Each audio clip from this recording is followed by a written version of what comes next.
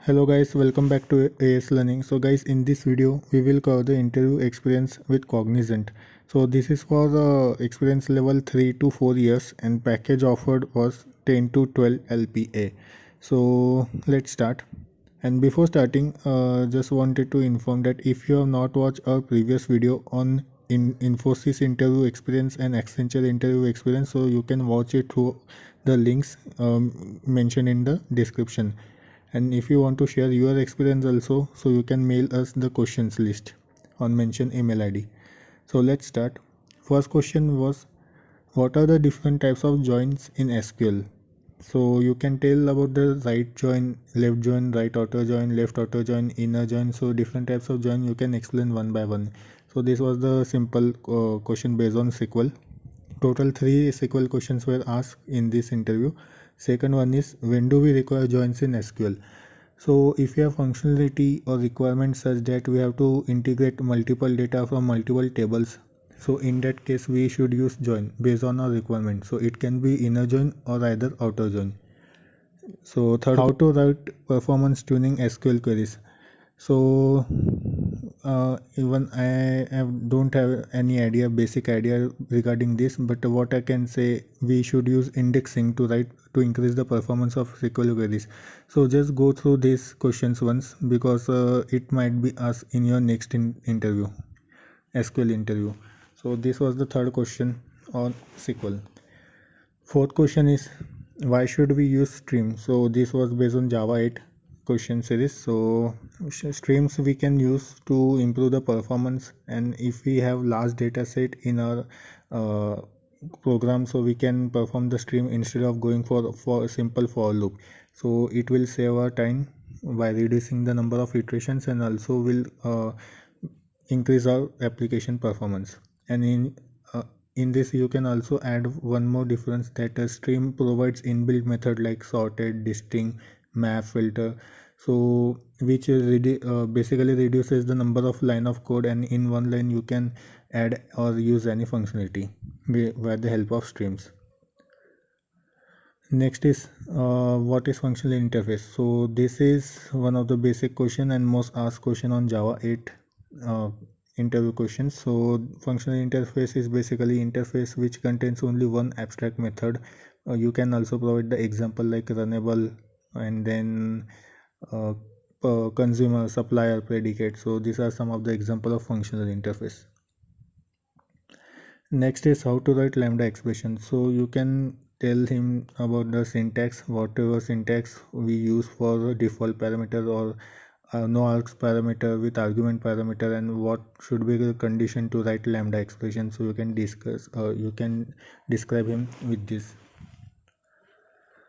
How will you write lambda for two abstract methods? So this question was just to test whether you have full idea of lambda expression and functional interface or not. So we cannot write lambda expression for two abstract method, because lambda expression works with functional interface only, and functional interface supports only one abstract method. So if you write lambda expression for two abstract methods, then it would not be possible. You might get compiler error.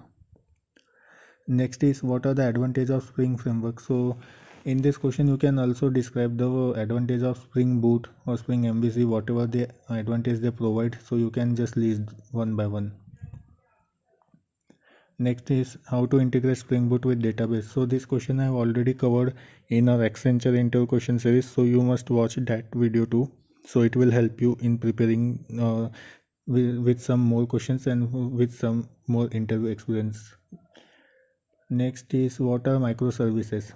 So you can just describe him with the simple architecture, whatever components are present in microservices like API gateway, service discovery, then MQ layer, then whatever service we are using.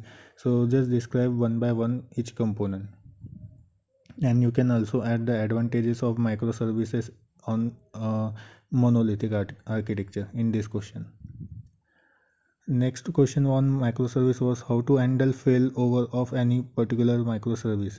So in this case you can use circuit breaker pattern and also fallback URI mechanism, in which you will redirect you will redirect user to that fallback URI method, and which will handle the fallback or circuit breaker logic in that method. Next is which design patterns you know. So this is the mainly ask questions like whatever design patterns you have worked on. So just describe him, or just list the design patterns you know or you have worked on in your project.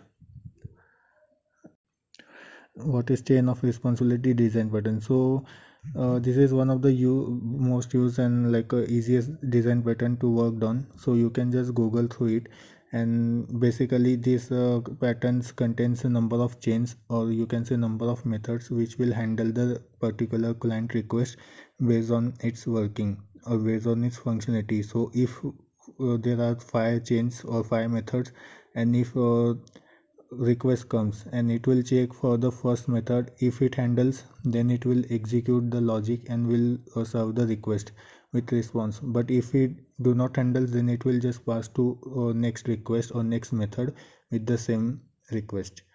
So just go through it once, and it is one of the simple design pattern to use on. So this which were asked in Cognizant. So I hope it will help you in preparing for your interview with Cognizant. So that's it from this video. Like, subscribe and share this video with the interested crowd. Thank you.